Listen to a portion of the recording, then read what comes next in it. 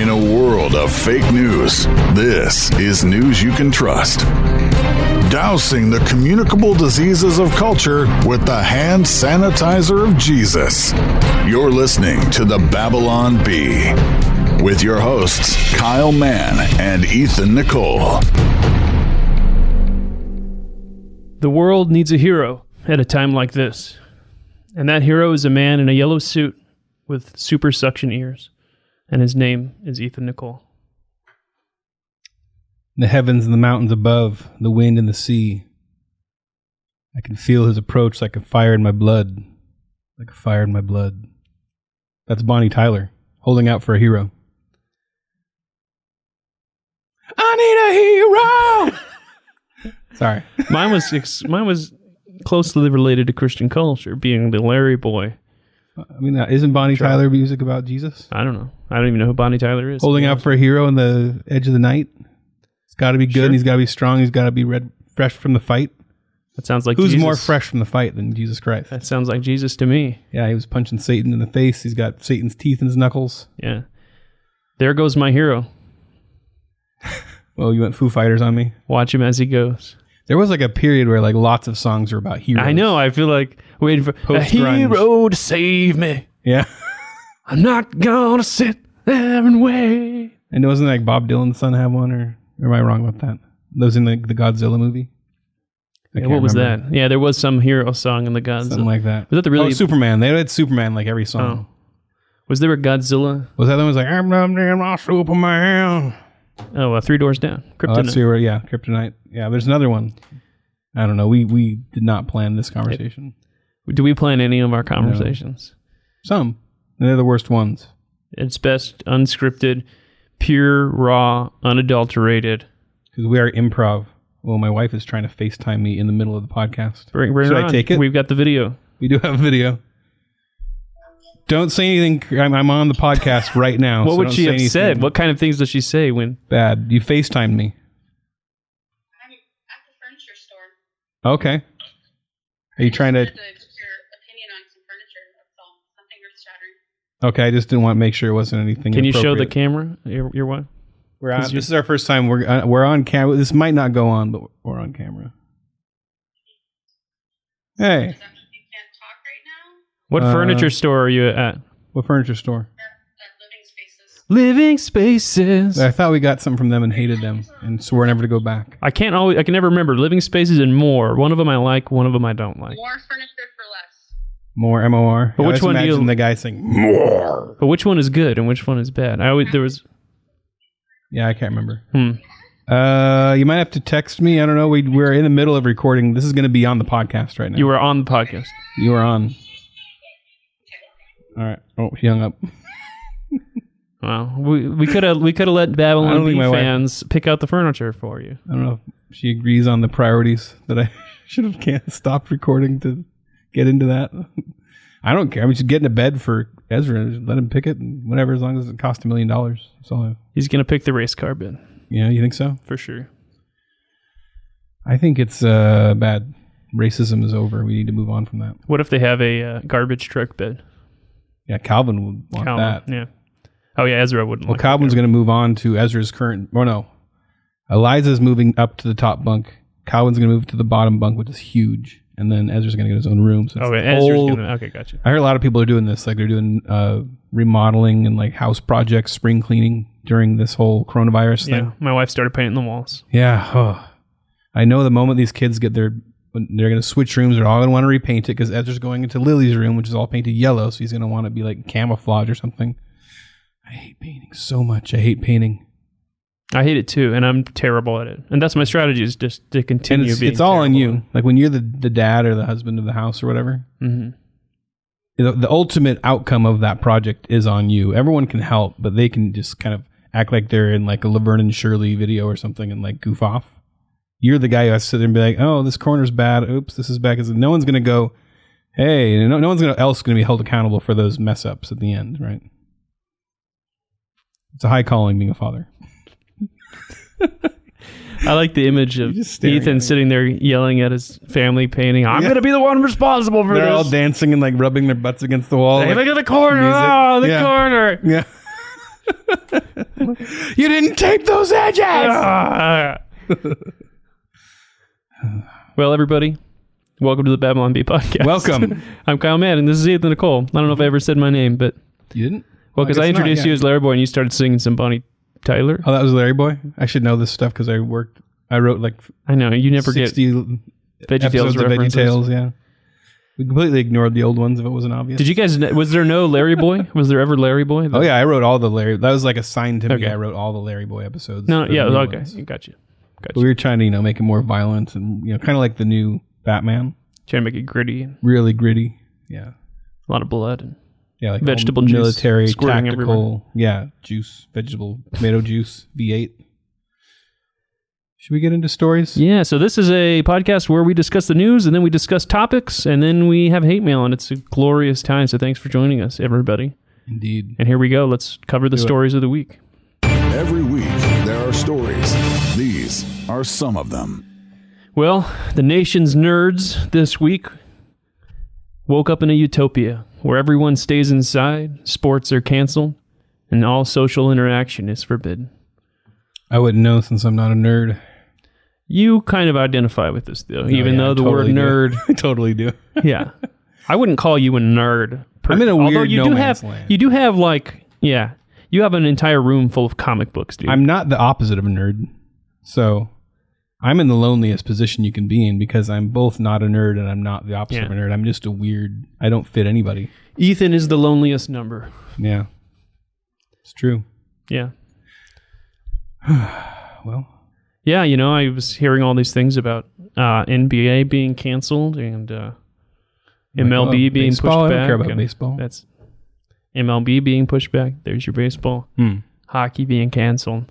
Everything. That's awesome. And I was just like, that doesn't really affect my life at all. Yeah, not in the slightest. But it probably has economic effects that ripple. Yeah, that is the thing that's worrying me. Like our friend Matt at the cigar shop was talking about the effect it's having on his painting business. Oh, everyone's canceling. Yeah. He has one of those shops where you go in and... yeah, you drink some wine, you paint. Yeah. You paint while drunk with your wife. Mm-hmm. And because the wife isn't talking to go in. Like, guys don't go alone to do this, I don't think. I go all the time by Do you? myself. Okay. It's like a date night thing. It's called Purple Easel. Yeah, if you live in the Inland Empire, go to Check out Purple Easel for a date night. Yeah. Because it's less than... you're not going to get coronavirus there. Right. And it's small, intimate. My wife loved it. She took me. We went on a date. So no, the Babylon Bee does not actually guarantee that you will not get coronavirus. yeah, it's just less. But likely. it's very unlikely. Yeah, drink because you're supposed to bring your own drinks and stuff. So just bring really strong alcohol to counteract the germs. That's very scientifically accurate. Very good. Unless you don't drink, I respect that. And remember, don't touch your face, anybody. Yeah, don't touch Kyle. Well, I touch my face all the time too. Itch on my nose. And it's like, what are you supposed to do? I get the itch, and I'm just like, yeah. What? I go outside, I'm like, okay, not touch your face, and I'm just like, well, what am I supposed to do? I've got to scratch. I've got an itch I have to scratch. And a scratch I have to itch. Old scratch. So what are you going to do? Yeah. But the good news is that Italy is totally fine. Right, because they have of universal health single payer, universal health care, which I've seen many people tell us that the whole reason that the U.S. is struggling right now is because they don't have that single payer universal health care. Right. But Italy's cool. Yeah. All the truckloads of coronavirus are going to the Italian border. Right over them. And then they're like, hey, look at this. We've got universal health care. And the virus is like, oh, sorry. I'm afraid to joke here because the truth is that things are really bad in Italy right now, right? They're bad in a lot of places. Yeah. So significantly bad. I don't know if it's probably part of it's probably that Italy has a very old population. I believe I read that. Though I would. So this was inspired by a story that's going around that Italy's turning away old people and choosing to let old people die. When I looked into it, it's not technically true. Like they, at least from what I read, though I did read Snopes, and can we really trust Snopes? I don't know. Yes. Yes. Okay. They're an independent fact checker. They're independent. It says it right there on the website. But there's not cases of actual people being left to die, but that they have all this stuff written into, like, for instance, I found this document drawn up by health officials in Turin. I think that's where the shroud came from, a city in northern Italy, hit hard by the virus, with guidelines for if and when it becomes impossible to provide all patients with intensive care service. In such a case, the document says It will be necessary to apply criteria for access to intensive treatment, which depends on the limited resources available. The criteria for access to intensive therapy in cases of emergency must include age of less than 80 or a score on the Charlson Comorbidity Index, which indicates how many other medical conditions the patient has of less than 5. So there's like a scoring system on whether or not they'll treat you if things get bad. And isn't this like the thing that, like, I remember Sarah Palin got like completely hammered for saying that there would be death panels, quote unquote. But isn't that what that is? Like, if you're creating this like line for who can and can't, like that person couldn't buy their health, they couldn't buy their health care. They're like, no, you're old, you're out. Anyway. Well, Sarah Palin was on The Masked Singer. Was she? What? Yeah, she was on The Masked Singer. Which one was she? Because I watched that sporadically, and then Twitter ruins it for me. It'll suddenly pop up. Was she good? A good singer? Hold on. Yeah, Sarah Palin shocks everyone by rapping on The Masked Singer. She was this pink and blue thing. What was she? I don't know. Huh. She came out and sang and stuff. Wow. Oh, she was the bear. The bear. I don't remember the bear. I don't know. I must not have watched. There's 2 sets. This just happened recently, in the last week. Spoiler alerts, everybody. Oh, sorry. Sarah Palin is a Masked Singer, everybody. I don't know. I don't even know. Is that a spoiler which one? thing? I guess it is. Yeah, that's the weird thing about that show. The whole thing's about not getting spoiled. Like, you want to see the moment the mask comes on. Oh, gotcha. So if you see that released online, there's no reason to watch the show now. No reason. Pretty much. Except for the excellent music. Just watching them sing and then watching all the judges. Yeah. The funniest thing about that show, I would love to see somebody combine, like, if you watch the show, the reactions in the audience, it seems like everybody's like high on cocaine. Like, they're just like losing their minds over their like nothing. Like, there's no reason. You know, like, someone will sing a mediocre, they'll sing a mediocre line, you know, and the person will act like they're about to die from how good it was. And I have this like theory that they tell everybody to do all these reactions and they just edit them in later. Oh, absolutely. Because 100%. I've heard that they don't even film the reaction, or they don't actually film in front of that giant audience the person revealing who they are, because it has to be a secret for a long time before it actually airs. So I think they actually film that. If you watch closely, there's only a few people in the front when they actually take it off.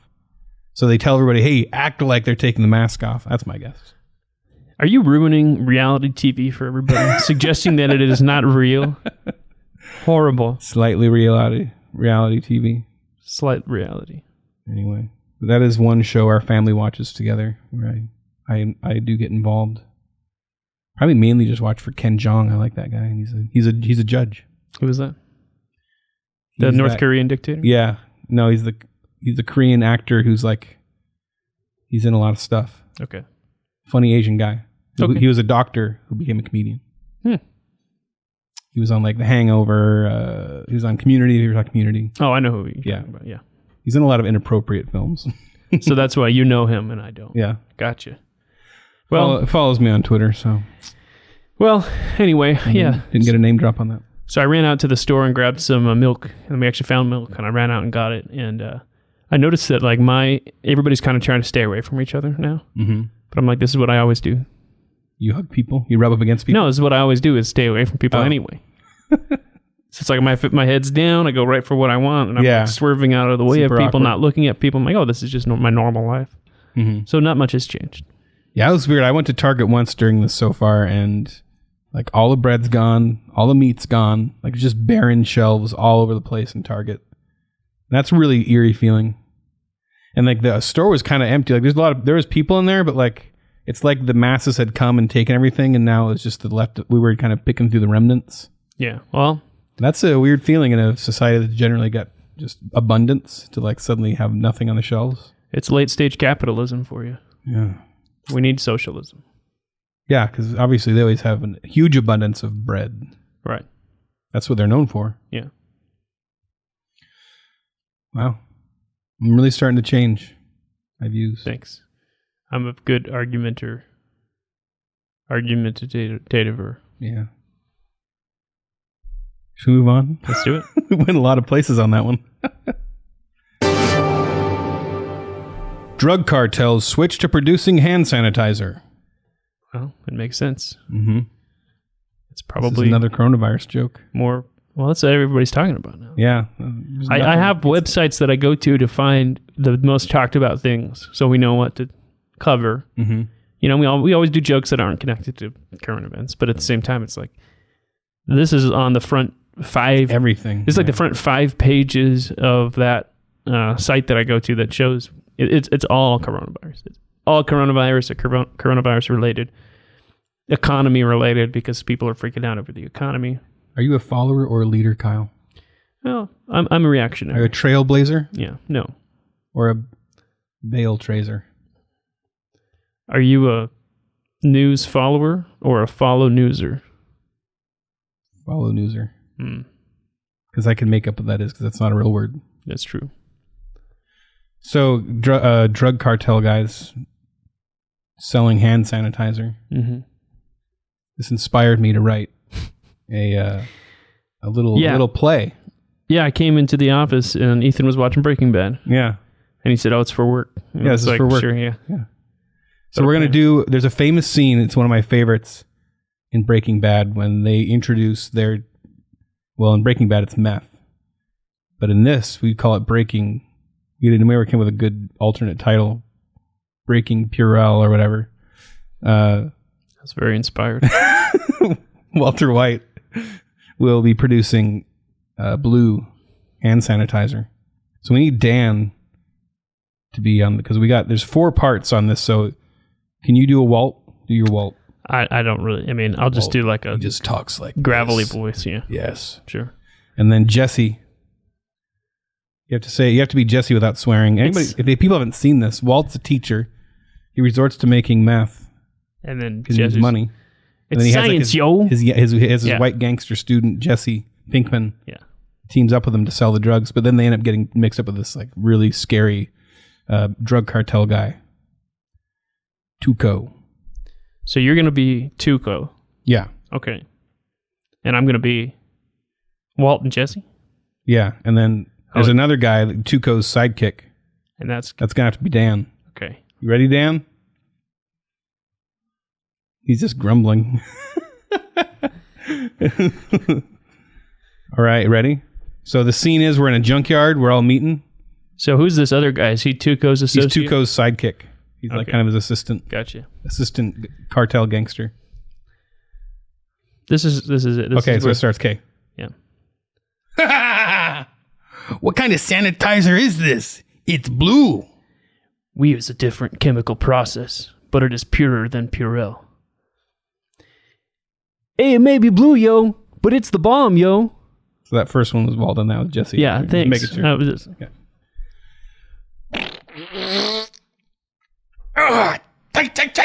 Tight. Yeah. Blue, yellow, pink, whatever, man. Just keep bringing me that. All right. I'm starting to go into a different accent. All right. We're going to make a lot of money together. Just remember who you're working for. What did you say? I was just saying they're working for you. Are you saying they're stupid? No, I'm just saying. Okay, so you're just saying you're not saying they're stupid. So I don't understand. Are you saying that I'm stupid? Is that it? No. Is that what you're doing? No. Tuco, why don't we all just relax, huh? Wash our hands of this whole thing. I'm relaxed.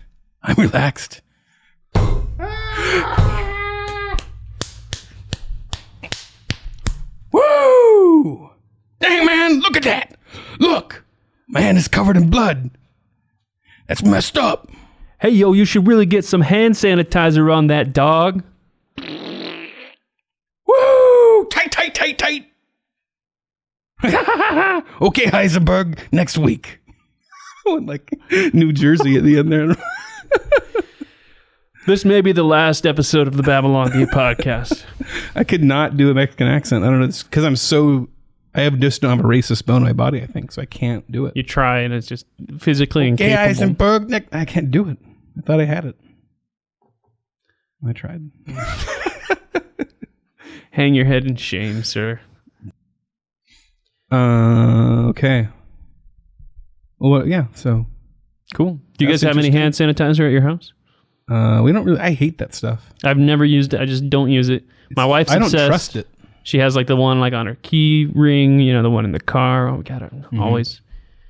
And I hate the feeling. Like if I do it, it's like my hands all alcohol-y for a while. Yeah, my kids who, my two non-biological children, their father is a little scared of diseases, so he uses it a lot, and he'll like just pump it all over their hands constantly, and their hands are all kind of, they get a little. It's just a little.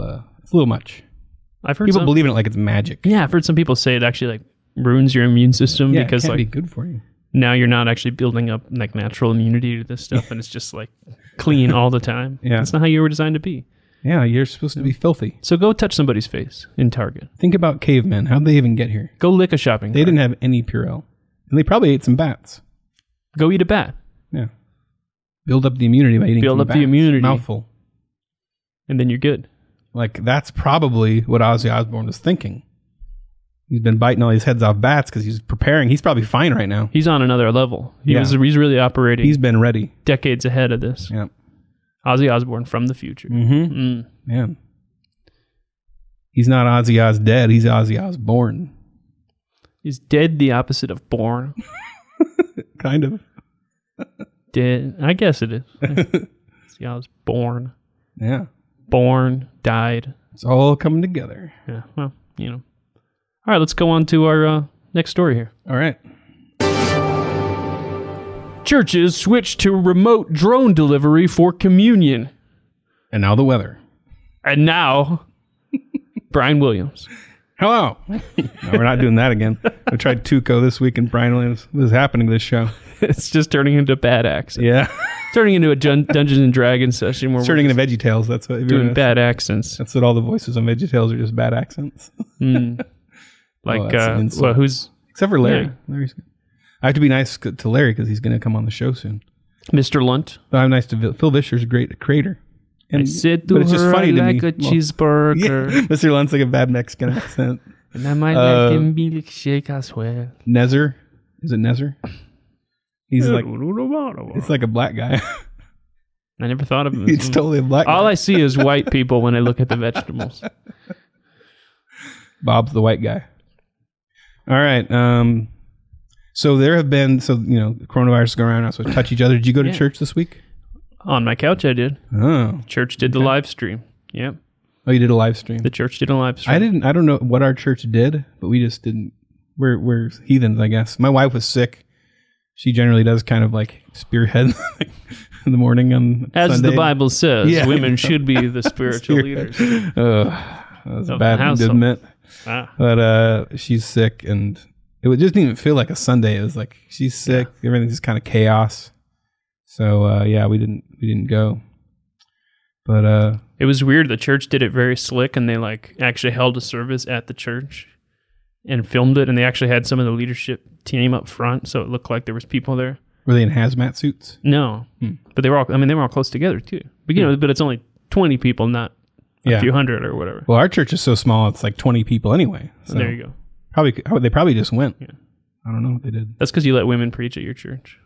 I don't let them. Well, I don't get up and scream. You do allow them because you don't stand up. I stand by passively. Yeah. All that it takes for evil to triumph is for good men to do nothing. Oh dear. Oh dear. So what are some other churches and Christian celebrities doing to fight against? We should go to the wisest among us to find out what they're doing. So I know that Benny Hinn, who's known for laying hands on people, he obviously wouldn't cancel his giant gatherings because he could just heal everybody anyway. Mm-hmm. Like you'd assume he has giant lines like around the block right now because they can heal everybody with coronavirus. Right.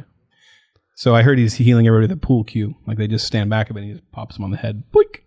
Yeah, or like knocks or him smacks over. him. Well, the that's distance. His thing. He swings the coat and knocks him over. He puts the pool cue through his two fingers, shuts one eye, and boop, pops him right between the eyes. Do you think he could get... They have like a little blue circle on their head, like some kind of like Indian version. Do you think he could get a few of them in a row, like line them up and... Yeah, they go... Ding, ding, ding. And he makes the corner pocket. Does he have to call... 8-year-old corner pocket. He calls a shot. Yes. Got him. That is definitely what's happening. So he has the people wearing solid colored shirts on this side and people wearing striped shirts on this side. Yeah. He has to find out. This is so dumb. Ethan constantly making pool cue jokes. There's something about the pool cue. So every time you did the pool cue joke twice on your infographics. Yeah.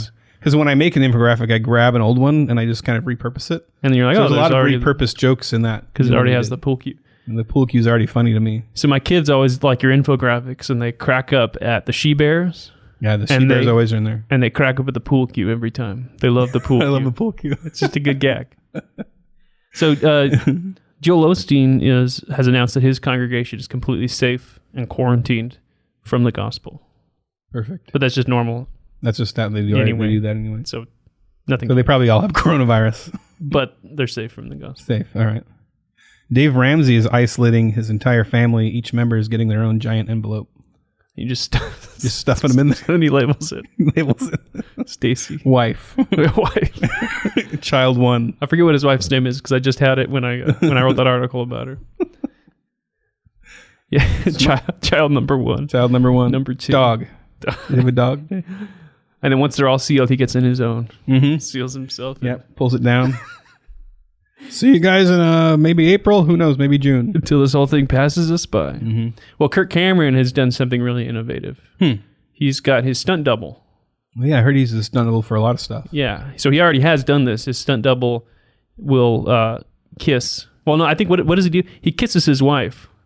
Like yeah, he has to kiss an actress. He'll have his wife stand in, though, I think. Oh, if I remember right. The wife is the stunt double for the girl. Yeah, she'll stand in. Or he'll get a stunt double, So now... kiss the harlot. The harlot, yeah. Yeah, exactly. Okay. So then also swearing. So he's hired this stunt double to just continue all physical contact. Yeah. Not only with women, but, anybody. And do the swearing. Doorknobs. Any doorknobs he needs. Anytime he has to eat a bat. He says, this guy, hey. Jake. He taps him out and then get over here, Jake. Yeah. Yeah. And he looks like like a really buff version of Kirk Cameron with kind of a half mullet.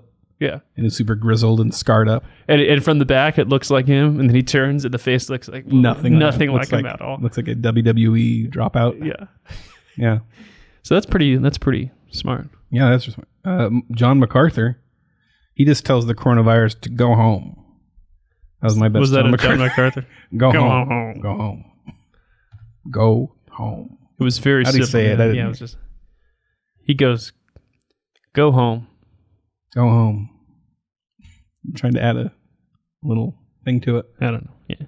So he just told to go home, and that was it. No controversy. But the best solution of all was Carmen. Yeah, what did Carmen do? He just curb stomps it like it's the devil, yo. Wow. Science. Right against the curb. Crunch. Let's turn back into Jesse there. Coronavirus. Billy Ray Cyrus. I'm upside down on top of you like a... Oh, man, I thought I was going to try to do a freestyle Carmen rap. I got coronavirus. Billy Ray Cyrus was a good start. I know, and then I said, oh, yeah, wait, Cyrus. I'm like, oh, you just did that one. Yeah. Wait, you could use Jairus from the Bible. What's he do? What did he do again? You need to like combine two words like fire us. Like coronavirus is trying to fire us, but we're what is Billy Ray Cyrus known for? Achy Breaky Heart? Achy Breaky Heart, yeah. And Miley. Oh yeah. He made Miley. But we're twerking it up like Miley Cyrus. Oh hey. Brothers. Five Iron Frenzy uses Billy Ray Cyrus in it. Yeah. It's kind of catchy. It's kind of a virus. You're cutting your hair like Billy Ray Cyrus. But that's the only rhymes he has, so you've already used them. Yeah, I used them. Anyway. That was not a good Carmen rap. Sorry. I'm sorry. We didn't prepare that part. You're forgiven. Like the Tuco part. Unlike everything else in this podcast, just completely planned and prepared. That part was not. Yeah, but interesting to see these churches gathering remotely. We're going to do it for at least 2 weeks, but it sounds like this thing's going to go on for a while. So yeah, who's going to be the first to be like, you know what? I'm just going to go. This seems crazy. I'm going to go do something. Yeah, I'm going to a concert, or we're going to perform. Whoever wants to come see us, like who's going to like break it? Because I'm afraid we're going to all become like this. Could be how it happens, where we all become like on surrogates, where like everybody lives in a chair and they have their like AI version of themselves that goes out into the world because they like won't leave their house and they're all big fat people like me, but yeah, but you put your hands farther out than you, so yeah, bigger than me, like the people in Wall-E. Yeah, that just drive around in a little cart or whatever. And we don't go to church; we just go to like virtual church. Yeah. Then the food gets delivered. Like my brother didn't even notice. He's like, "Oh yeah, I don't know because I get all my groceries online." So, well, I'm kind of already there, just because I work at home most of the time. Mm-hmm. I come in here, but we only have 2 or 3 people. Yeah, I don't watch sports. I don't do sports. The church thing is the only thing that we do go to physical church, obviously. You need to go to a smaller church, and then you could meet. Yeah. I don't know what the rule. What's the rule in California? It's like 30, 50 people. The government. I thought it was 250, but they'd make it smaller. I don't know. It keeps going down. I don't know where you get that number. And then the CDC said no gatherings more than 10. What? 10? Yeah. That's some people's. That's like Mormon family. A family. Yeah. Or like my extended family. If I went to my. Yeah, you can't all meet. Mom and dad's house. So the cops are going to kick the door down. You should be able to meet within your own family. Then you can, like, if you want to wipe out your bloodline, that's up to you. Yeah. Well, we should be praising this thing. It's like a Darwinism. Right, yeah. If you're one of those people that's fittest. like, population, man, we got to start killing people off. We just got to start picking. Then this is like a dream come true for people. Coronavirus is a true climate activist. Yeah. Thank you, coronavirus. Social justice warrior. Oh, it should, if only it would just kill the rich. Then we need their money. That's the problem. But it is killing the rich. I mean, yeah, they're old. Infecting the rich. Old white guys. Tom Hanks got infected. Idris Elba. He's not white, though. But he's rich. Mm-hmm. He's rich. Gotta be. I'm sure he's unliked for being like rich, even though he's black. You think so? Yeah, at some wealth level, it doesn't. Your other intersectional. Is he a billionaire? Identities go away. I don't know. Billionaires. All right, you ready to move on to our topic of the week, which is basically the same thing we've been talking about this whole time? Let's do it. And now, the Babylon Bees topic of the week. So, we've been very sarcastic about this coronavirus. I'm sure that, there's people there's hospitals with like tons of people, like in Italy. And they're talking about like insane amounts of death. Large numbers. Overwhelming. So, I feel like we should like talk on the serious side of this. Like, it's easy to kind of joke, but, because I also do find the cynic in me is like everybody's acting so up in arms and freaking out. It's almost like a contest. It feels like everyone's trying to like show who can be more virus paranoid than the next person. And so I guess we didn't really plan this portion out at all. But this is just a conversation about what's your actual thought as a Christian in this time and when the world seems to be falling apart, when there's no bread at Target, crying out loud. Yeah, I think a lot of it is relative, and as Christians, obviously, we have unique perspectives on death and hope, and death is not the end, and death is not the worst thing that can happen to you. Yeah, and that death is actually a natural part of life. So I think there is a hope there. Is it natural? I thought it came in from sin. Yeah, but a natural part in what we're living in now, right? Yeah. Death is something that will happen. It's been promised to us, So there's that element. I think at the same time, obviously, we're not supposed to be stupid, And did you see that tweet where that Nashville had that concert? Nashville's undefeated.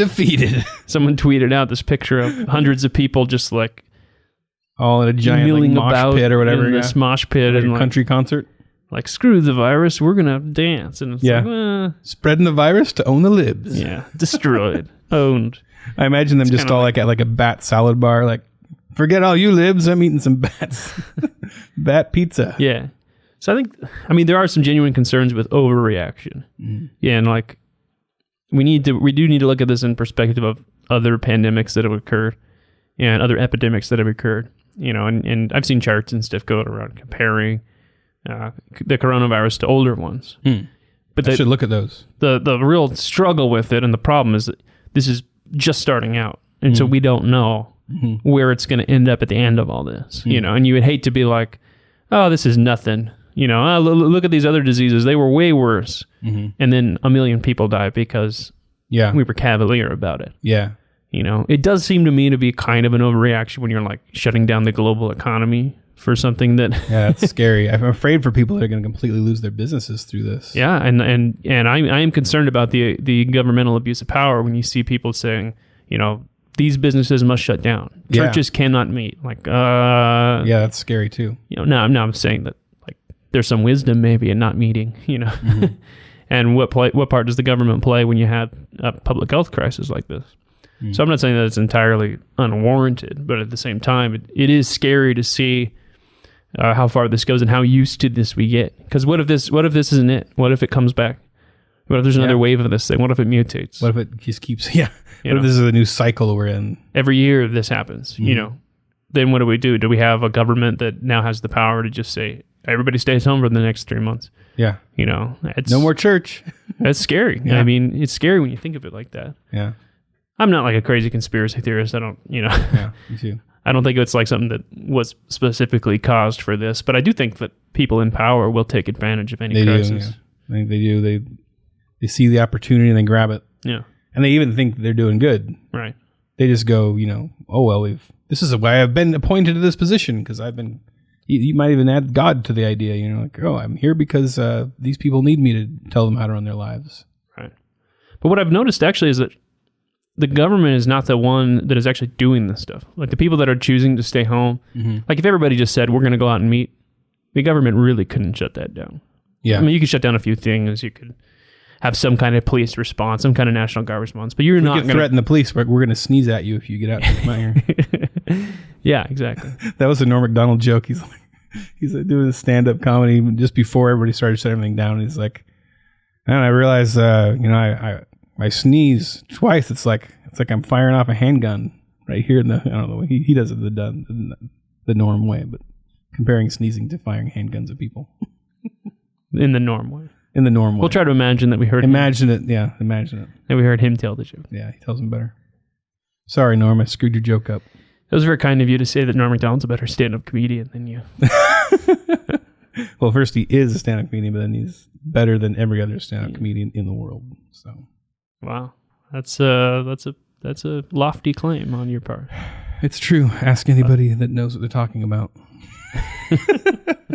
It is crazy how much this thing like changed our lives overnight. Yeah, happened fast. It was fast.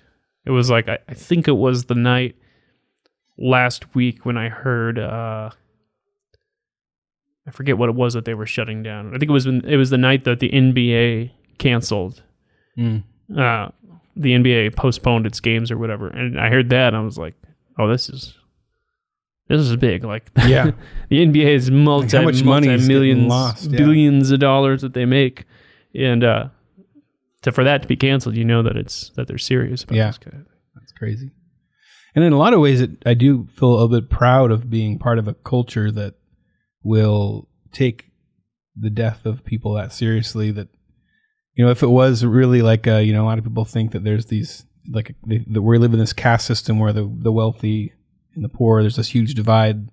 The wealthy could just wall themselves off and let us all die or whatever. But we all kind of, as a community, the rich and the poor are kind of, the rich are looking out for the poor. They're not keeping their Hunger Games going while they hide. Yeah. You know what I'm saying? Yeah. There's an intrinsic value for life in our culture that I do believe is Judeo-Christian, but that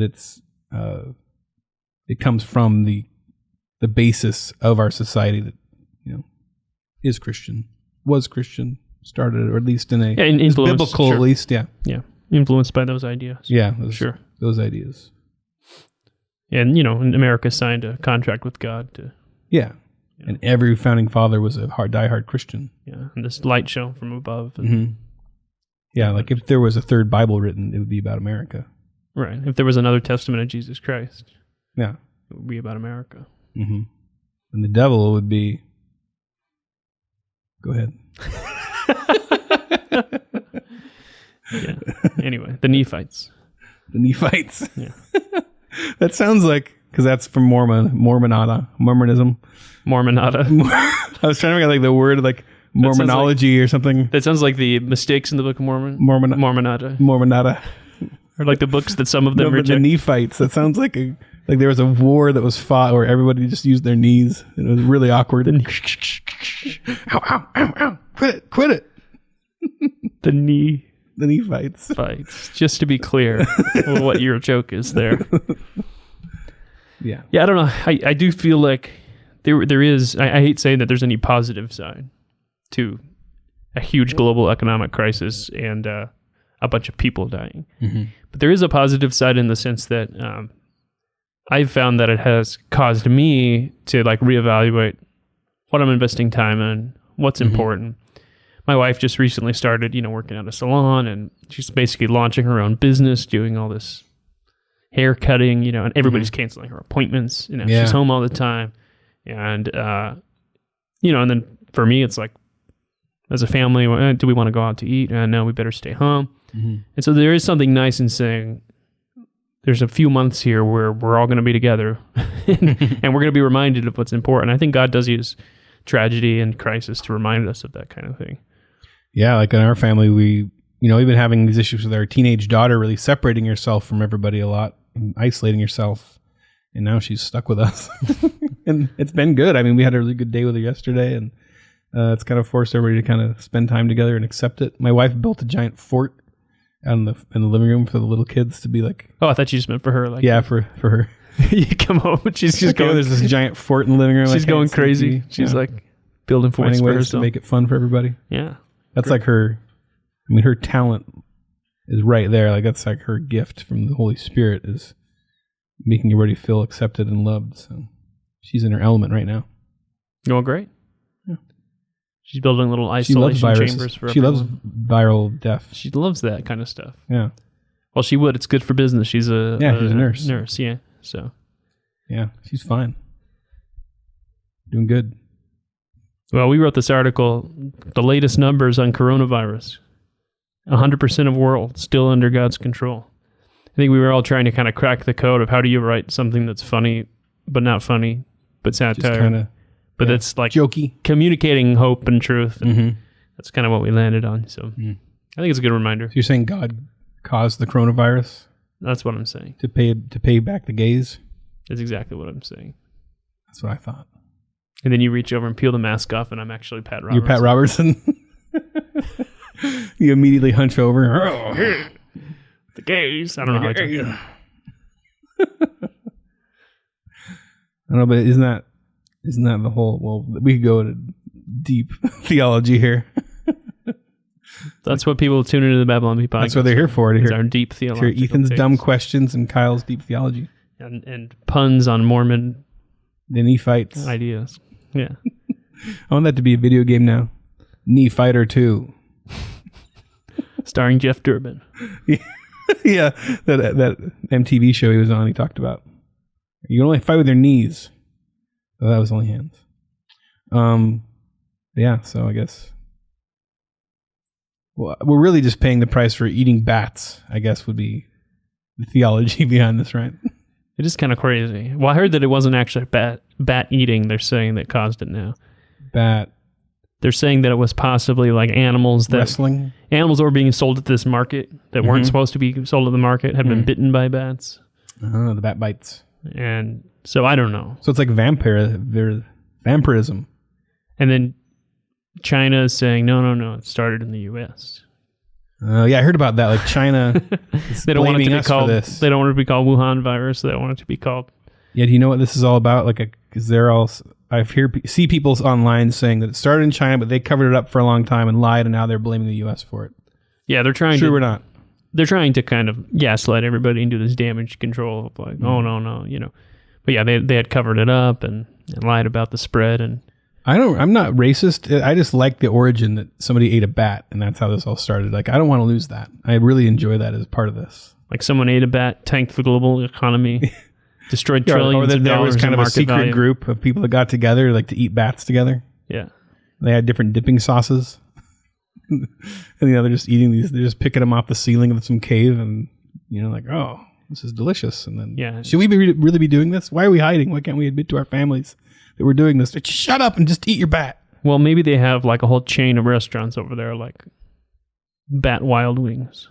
Yeah, buffalo bat wings. And you go and you can order like you can order the ghost pepper or the different sauces and peppers. Yeah, the Parmesan. Yeah, Parmesan bat. Yeah. A little Louisiana rub on there. Yeah. Some blue cheese. Do you do boneless bat wing? It seems like there wouldn't be much left. Yeah, I guess I don't know how much would be left with boneless. Mm-hmm. I guess I don't understand the prejudice against boneless. You always give me the stink eye when I order boneless. I ordered boneless with you last time we got wings. Did you? Yeah, but I said that I generally would prefer boned. Yeah, okay. But I like to every once in a while. It's not really a wing. It's a lie. It's just a piece of chicken with breading on it. Sure. But you want the wing experience. You want that. You put the whole wing in your mouth and you bite down and then pull all the meat off the bones, and that feels like you're like Godzilla ripping the flesh off of a human being. Like you feel so giant and powerful. So is that meat supposed to taste better? That's like near the bone. Is that better? Yeah. It's supposed to taste better. It's dark. Yeah. It's like dark meat by the bone. Okay. I guess. I just didn't know there's something about it. What the deal was there. The experience. And you got the skin is good. Skin. I also wanted to thank all of the Babylon Bee listeners for sending me grilling tips after our last discussion. And I have ordered the chimney starter that everybody recommended. So I'll see how it goes. Okay. So I'm outside grilling even though the coronavirus is ravaging the earth. Have we completely abandoned our main topic? Yeah, we have, but that's okay. Okay. That's what we do. I think that's good. We should just do hate mail. Yeah, let's jump on the hate mail. But, just everybody remember, God's in control. God's in control. Keep don't freak out. Be smart. Don't be crazy. But don't freak out. Hold off on the bats. Maybe dip your bats in bleach for a while before you eat them. That's great advice. Yeah, very least. Let's go to hate mail. Boil your bats. I really miss Adam Ford. Oh man, we got a good hate mail this week. I think. I haven't heard it, but we got great hate mail from somebody who calls himself Dr. Reality. Dr. Reality. That is a bold name. You think he has a PhD in reality? It sounds like it would be like Doctor Strange's rival. Yeah, Dr. Strangelove or something. Doctor Strange versus Dr. Reality. Yeah, Dr. Lie. Dr. Fake. No. We're going in different directions. Fantasy. We are. That's why we're a great team. That's true. I go left, you go right. Wait, I go right, you go left. So do we have this? Do we have the audio clip? Should we set it up? Like he writes like it's hard to even tell that this is a hate mail at first. At first, I'm like, what is this guy saying? You get a little lost and you realize it's kind of like when you're reading, parts of the Bible. They can be better explained if you explain that it's poetry. Makes more sense. So you're saying that Genesis 1 is poetry and not a historical account? Is that what you're saying? I'm open to that. Whoa. Wow.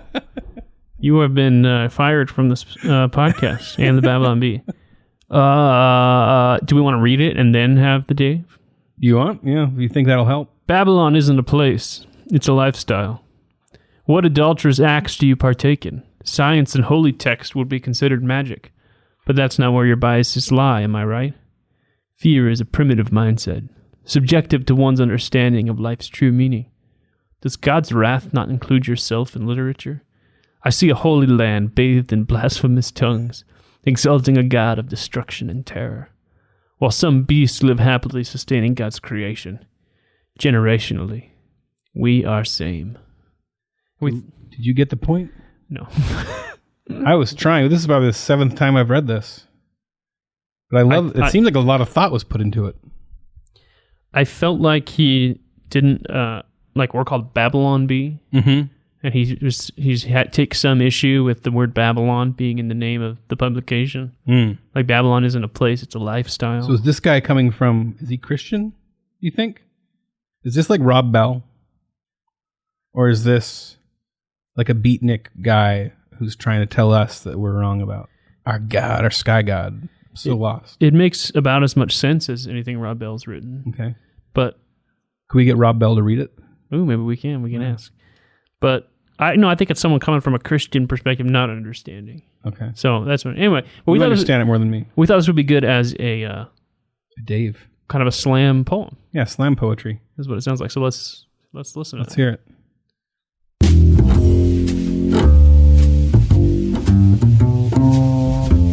Babylon isn't a place, it's a lifestyle. What adulterous acts do you partake in? Science and holy texts would be considered magic, but that's not where your biases lie. Am I right? Fear is a primitive mindset subjective to one's understanding of life's true meaning. Does God's wrath not include yourself in literature? I see a holy land bathed in blasphemous tongues, exalting a God of destruction and terror, while some beasts live happily, sustaining God's creation. Generationally, we are same. That's beautiful. The best part was when he said life style. That was the best part. I liked the end where he said, "We are Same. Now, did he mean to say we are the same and is a typo, or is it? I assume so. But it kind of works as like a. He works so great as a slam poem because he's like, well, some beasts live happily sustaining God's creation, period. Generationally, period. We are same. No period. But that's no the end. period. What? No period at the end. It's just- Symbolism. It's like I don't get the symbolism, but it continues on. gotta be It's symbolism. not over. Yeah. Good stuff. We are same. We are same. Gold. Well, that's going to be the end of our show for freeloaders. Yeah. We're going to do something fun in the subscriber portion. We're going to read headline submissions. I dig through some of the ones that our writers and that our subscribers have pitched, some of the best, and some of the stuff you guys missed out on this week. So it's going to be a lot all of the fun. non-coronavirus jokes that were pitched. I'm sure every single Probably joke a lot is that about were coronavirus too. Yeah. But we'll find out. So let's go ahead and do this, and we'll see the rest of you guys next time. The rest of this podcast is in our super exclusive premium subscriber lounge. If you're not a Babylon Bee subscriber, go to babylonbee.com/plans for full-length ad-free podcasts, access to our headline forum, 20% off the items in the Babylon Bee store, a gift, and more. Please drop us a review on iTunes and share the podcast with a friend. Feedback and love mail go to podcast@babylonbee.com. Follow Ethan at AxeCop and Kyle at _Kyle_man on Twitter.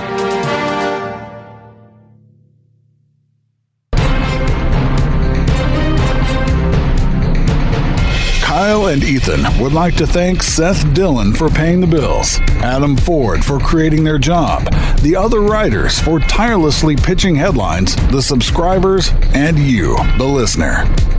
Until next time, this is Dave D'Andrea, the voice of the Babylon Bee, reminding you that obesity isn't a you problem, it's a fork problem.